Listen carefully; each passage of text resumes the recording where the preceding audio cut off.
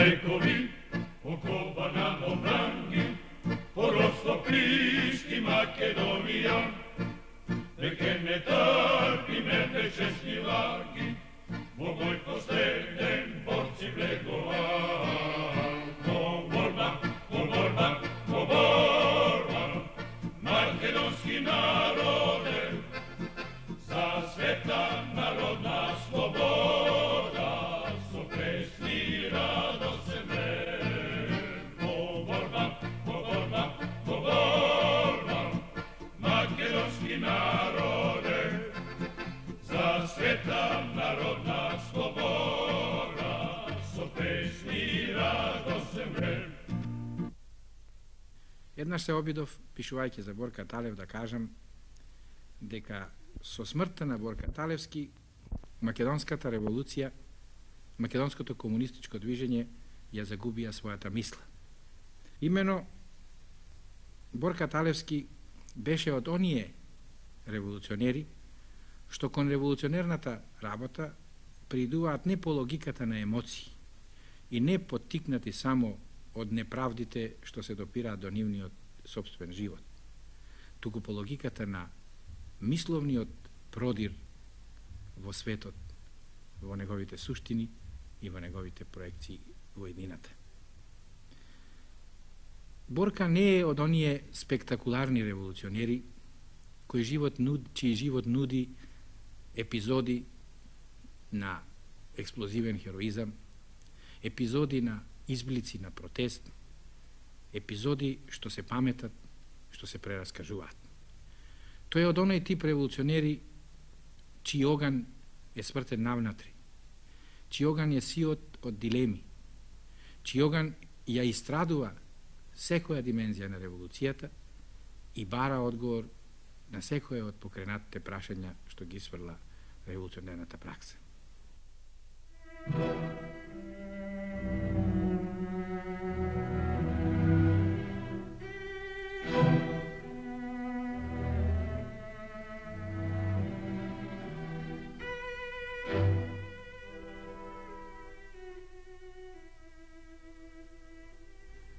Тој не потекнува од фамилија во која што социјалната експлоатација, во која што социјалната положба на фамилијата би го упатувала на незоволство, на протест, на социјална експлозија.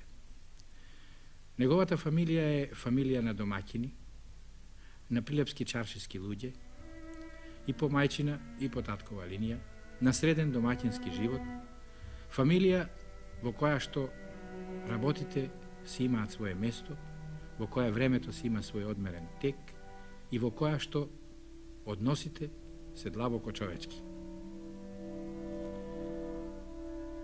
Единствената димензија што ја потиснува таа фамилија, што го изместува тој мирен тек на времето, тој строен однос на работите и на нештата, е националното потисништво.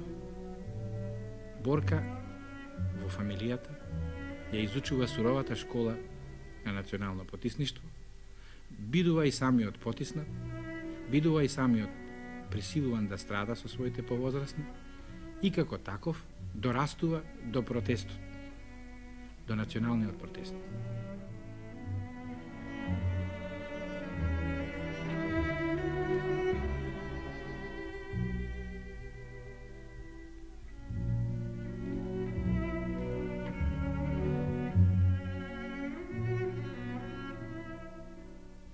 Но тој не останува само на него. Тој срастува со револуционерното движење на работничката класа, со комунистичкото движење, токму затоа што како мисла открива од во новите суштествено изменети услови во кои се движи и работи тој, само националниот протест, лишен од осмислувачката функција, од авангардната функција на работничката класа, не може да доведе до штогоде позитивни резултати. Впрочем, тоа не е случајно во неговиот живот и во неговата кратка биографија.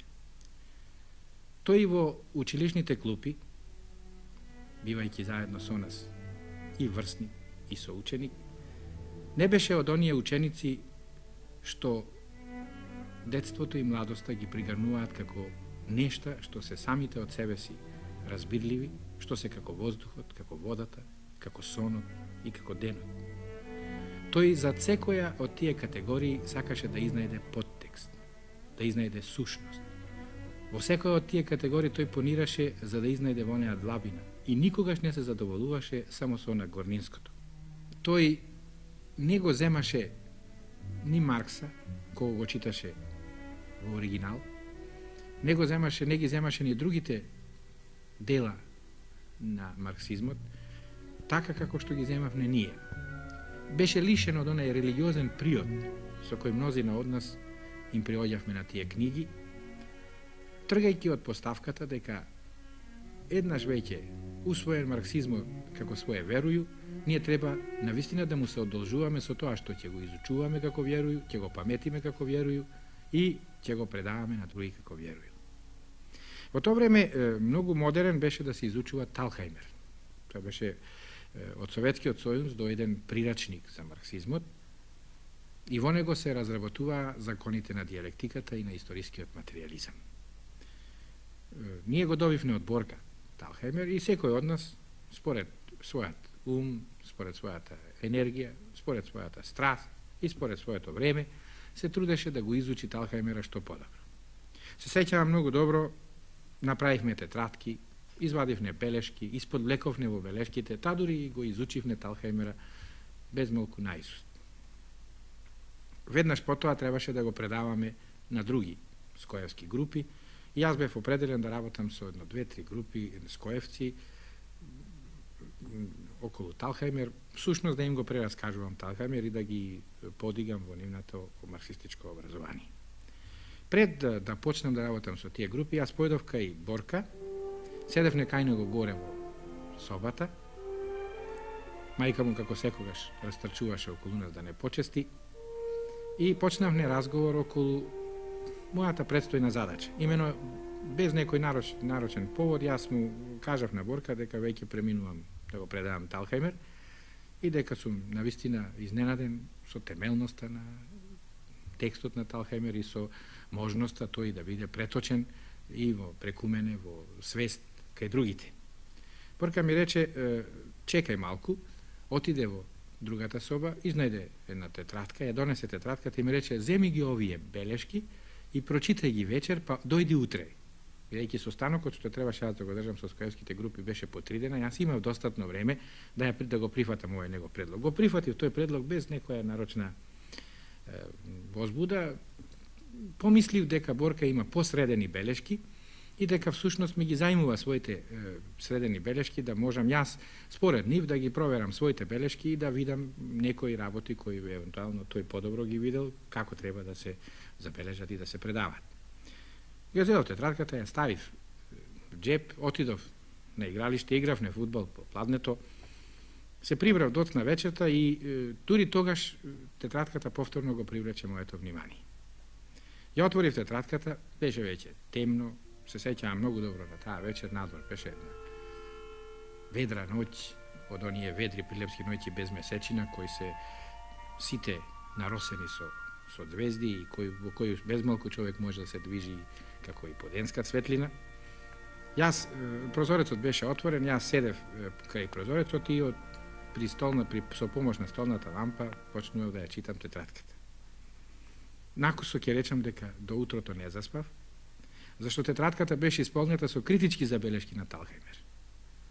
Беше исполнета со забелешки во кои Талхајмер беше остро критикуван за несостојателност, за отстапување од марксизмот, за несврзливост на неговите поставки со поставките на Маркса, особено на младиот Маркс и така натаму.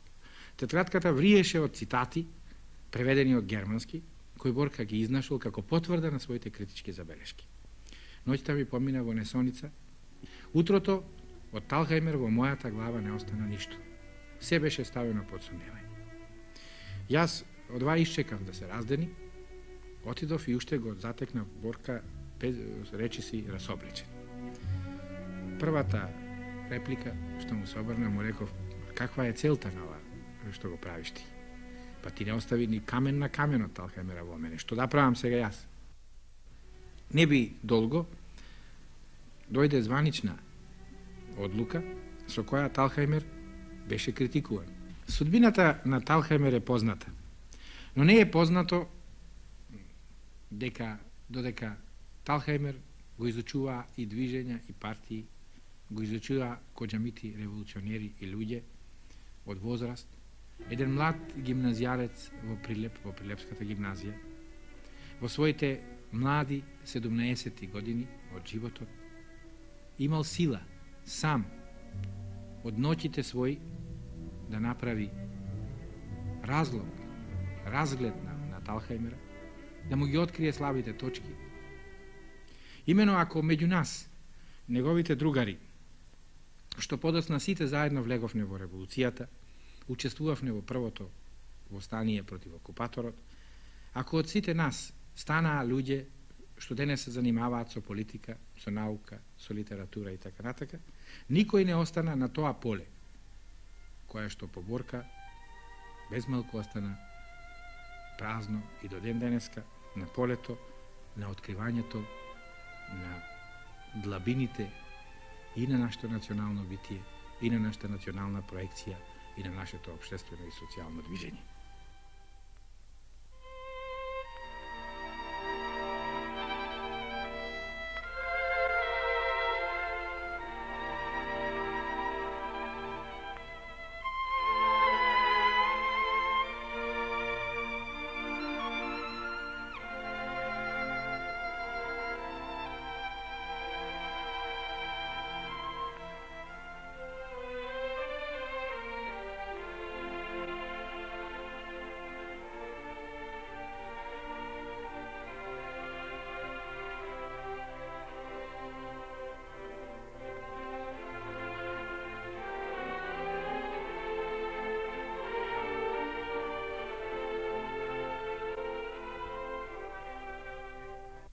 Има безброј случаи кои може човек да ги приведе од овој карактер.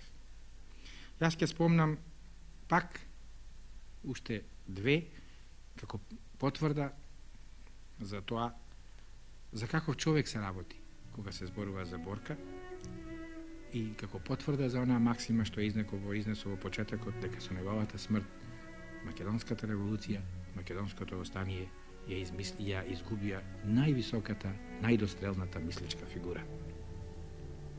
Имено, Борка падна в затвор по демонстрацијата во Прилеп. Тој требаше да биде суден, го однесува во Белград и го извадува пред судот за заштита на државата. Јас, бивајќи неразделен со него, успеав да се пробијам до самиот суд. Преку некои пријателски врски, под туѓо име, влегов во судската сала. Судската сала на Судот за заштита на државата беше една мала, темна просторија, гледаше во дворот, со замаглени прозорци и со само неколку клупи, од кои една беше изделена понапред, на која требаше да седнат обвинетите, и еден повисок судски стол, во кој седнуваа судиите. Заедно со Борка на судот требаше да одговара и Трајко Бошковски Тарцан. Ги доведоа, дискретно се поздравивме. Јас имам печаток и ден денеска дека во очите на Борка прочитав прекор што ме гледа во салата, додека Тарцан јавно даваше знакови дека му е мило што сме успееле да се пробиеме, и судењето почна. И додека Тарцан, сходно на својот темперамент, изфрлаше пароли, им прекосеше на судиите, простумеше пред нивната веќе однапред донесена пресуда, се подбиваше со чинот на буржуаскиот суд и со буржуаското судење. Всушност, додека Тарцан преповторуваше уште еднаш една од бројните, од недобројните, да речеме дури, варијанти на пркос и на простумење пред судот, дотогаш Борка истапи сосема поинаку. Кога дојде времето тој да се образлага, тој почна мирно, така како што, впрочем, секогаш разговараше и со нас, и со неговите најблиски, сосем како да не се наоѓа пред суд, сосем како да не се наоѓа пред суди, почна мирно, разложно да образлага зошто е револуционер. Јас не можам да ги преповторам зборовите што тој тогаш ги рече, не само заради тоа што сеќавањето откажува, не само заради тоа што меѓу тие денови и сегашниве денови се прострени преку 30 годински межници, туку и заради фактот што не сакам да ги принижам, да ги приземјам кон мене неговите тогашни пледоајеа. Меѓутоа, ќе се обидам накусо да ја раскажам нивната сушност. Борка темелно, полека, здржано, без да води многу сметка за амбиентот во кој се наоѓа, образлагаше дека денеска, дека тоа време, како што тој рече денеска во Македонија, ако сака да се живее човечки живот, се нема друга алтернатива освен да се живее како револуционер. Тој ја спростре пред судиите тезата не само за социјалната, класна потиснатост на македонското работништво и на македонскиот пролетаријат, не само за класната потиснатост и експлоатација на македонското селанство, туку и за национално-ослободителната борба. Дотогаш јас не бев чул, морам да признам и денеска, таков исцрпен пледоаје за токму за оној процес што пред малку го нареков дефинитивно срастување на македонското национално-ослободително дело со движењето на пролетаријатот. Судиите, инаку нетрпеливи кон Тарцана, нетрпеливи кон неговата подбивност, нетрпеливи кон мајта Подприлепски со кој Тарцан им одговараше на нивните прашања, одеднаш како да ја изменија својата лика. Се слушаа во овој млад, црномурен, исправен човек, во неговите бавни, сигурни, тешки зборови и допуштија да го заврши своето пледоаје. Потоа зборуваше обвинителот, па зборуваше бранителот. Пред сето тоа што стануваше таму, зборовите на Борка Талев сторија сите работи да избледнеат. Така што јас повеќе на вистина не се сеќавам, ни тоа рече брилјантниот белградски адвокат Боро Продановиќ, кој го бранеше, ни што рече обвинителот, кој исто така беше еден истакнатите обвинители на судот за заштита на државата, ни што рекоа судиите. Меѓутоа, кога излеговме надвор од судењето, јас бев задолжен да разговарам со адвокатот Бора Продановиќ и да го прашам за неговиот печаток и за можностите за каква ќе биде пресудата. Бора Продановиќ беше возбуден, ме повлече настрана, излеговме од ходниците на судот за заштита на државата и во дворот под една сенка ми рече: слушајте, овега ќе го осудат. Колку ќе го осудат, не знам. Не верувам дека ќе го осудат многу, но можам да ви кажам дека вие не знаете кого имате. Не знаете кого јас денеска бранев. Јас ваква одбрана во целокупниот мој век на бранител на комунисти и револуционери не сум видел така млада уста. Мене не би ме чудо видело кога тоа што тој го зборуваше би излегувало од устата на еден 30-годишник, на еден човек што поминал сурова школа на робија, на еден човек што престојувал во центрите каде што се осмислува револуцијата, на еден човек што раковода со неа. Но кога тоа ќе го чујам од устата на едно 19-годишно момче, јас морам да ви кажам дека до солзи сум трогнат и дека навистина ми е мило, макар што е тоа сурово да го речам, што такви деца се раѓаат, макар нивната брилјанција да доаѓа до израз и пред судот за заштита на државата.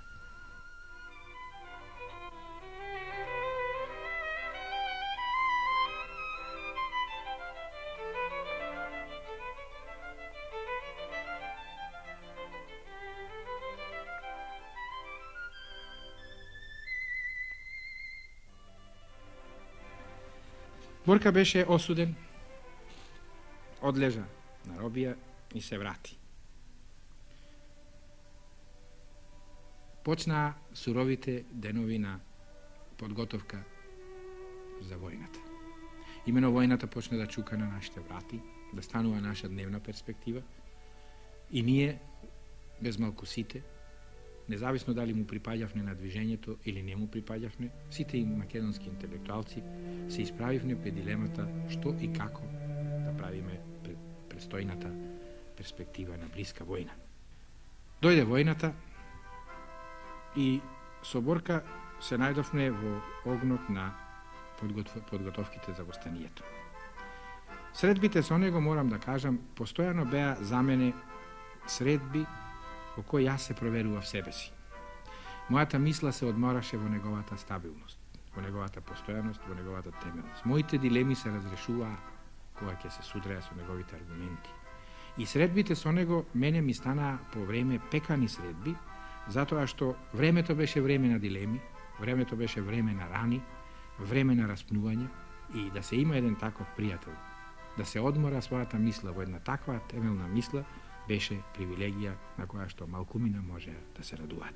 Во чинот на самото востание 11. октомври учествувавме и двајцата.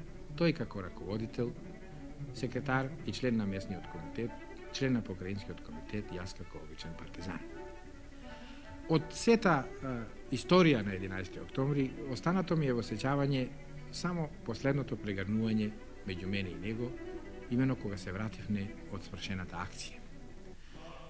Тој, Тарцан и некои други не пречекаа за една карпа. Другите отрчаа, си споздравија, поднесоа извештај, а јас одев последен. Кога му се приближив на Борка, веројатно мислејќи загрижено за тоа што одев последен, веројатно мислејќи дека нешто со мене станува, тој се приближи и ме прегрна и ми рече: "Не плаши се. Се што да стане од сега натаму, влеговне во историјата од која нема враќање. Никој од нас не знае", продолжи тој додека чекоревме нагоре, "како ќе се сврши ова што го почнавме вечерва. Но многу е значајно тоа што сите знаеме оти го почнавме. Замисли каква пустелија ќе беше пред сите нас да не го почнев."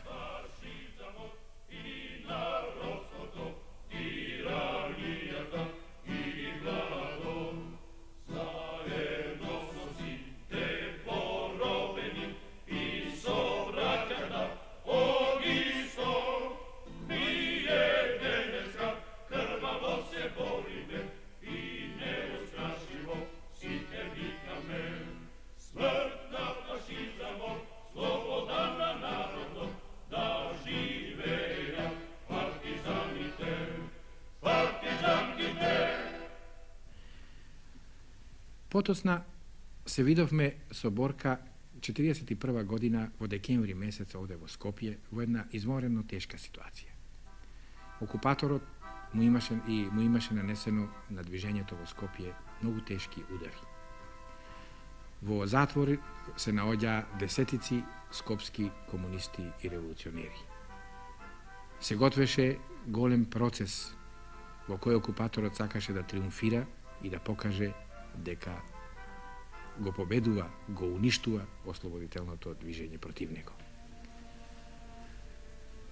Ние неколкумина бевне префрлени од Прилепскиот одред овде да работиме во Скопската организација и да придонесеме според нашите кревки сили за нејзината стабилизација и консолидација. Борка се сретна со нас во Старо Ново Мало, без да има многу време да разговара, без да има многу време да ни објасни новата ситуација во која се наоѓавме, и прв пат, откако го познавав, строго деловно ни објасни што треба да правиме, каде треба да се сместиме, како треба да се држиме и рече дека ќе не најде подоцна. Средбите тие денови со него беа ретки и само еднаш имавме време за потемелна анализа на ситуацијата во која се наоѓавме. Прв пат од него, во тие денови, јас чув анализа која што зборуваше за неколку работи што ние дотогаш не ги допуштавме во својата свест, барем не така отворено како што тој ги зборуваше. Имено стануваше збор за долгорочноста на војната, за тешкотиите што таа допрва ќе ги исправа пред нас, за новите моменти во македонското ослободително движење против окупаторот и за потребите од негово осмислување на една поинаква база. Борка беше незадоволен од ситуацијата во која се најдовме. Очевидно дека и проекциите што тој се предвидува од страна на тогашното раководство, му беа недоволни. Но тој за тоа никогаш не зборуваше, па ни овај пат. Тој нив ги образлагаше како некаква позиција која што постои објективно вон од раководството, вон од констелацијата во раководството, само колку да ја зема како повод таа констелација, таа ситуација за размисла, за аргументација, за изнаоѓање на нови решенија. Но ние што го познававме, спознавме дека Борка првпат крие во себе си од нас нешто што можевме слободно да го именуваме како незадоволство. Со Борка после не се сретнавме број на недели, што беше за нас доста чудно, и кога се сретнавме последен пат, тој одби да разговара. Бев ненасамо, јас се обидував да го отворам за себе си, како што сум го правил тој и други пати, да го предизвикам на разговор. Та дури правев ексцеси во таа смисла, зборував работи кои дури и не ги мислев. Го потенцирав своето незадоволство од некои решенија на тогашното раководство. Критизирав работи кои можеби не ги чувствував со толкав интензитет со каков ги изречував. Се со намера да го отворам Борка за себе си, зашто чувствував дека последниве месеци меѓу него и нас се создава некаков нов однос во кој почнува да екзистира една димензија која дотогаш не постоеше во нашите заедни односи, една димензија на премолчување на некои работи или една димензија во која Борка се обидуваше нас, другиве да не исчува од она што беше негова траума, негова драма, негова дилема во моментот. Дури подоцна мене ми стана јасно за што станува збор кога дојдоа оние непријатни настани во врска со седницата на Покраинскиот комитет, во кој Борка беше за делови од својата визија критикуван неправедно и по интервенција на сили од надвор. Јас во почетокот реков дека Борка не беше револуционер чиј живот е искаен од такви блескави епизоди на хероизам, изблици на бестрашност, како што беа животите на многу мои другари, што денеска не се меѓу нас, не се меѓу живите. Неговиот живот не дава можност да се раскажува кога, како, каде Борка пукал, победувал, извикувал и изнесувал глава од тешки ситуации. Кога пред него бегале окупаторите, како што е тоа случајот со Тарцан, како што е тоа случајот со Чопела, како што е тоа случајот со другите, кога пред него силата окупаторска се стаписувала. Меѓутоа, постои едно генерално стаписување на силата на окупаторот пред неговата личност, а тоа е стаписување пред концепцијата која тој изнесува за македонската ослободителна борба, за чинот на самата револуција. Постои едно генерално стаписување која ги сојузува сите сили што се несогласни со таа концепција во една акција против него, која за жал тој лично не успеа да ја доживе, да ја види поразена. Неговата смрт на самите приоди на Прилеп, под она подкозарска ветрометина, нема ништо спектакуларно. Двајца млади луѓе налетуваат на заседа, биваат убиени и последниот од живите од таа мала чета од двајца, за да ги зачува партиските тајни, ги голта и последните остатоци на белешки, ги внесува во себе си и ги погребува во својата натрешност.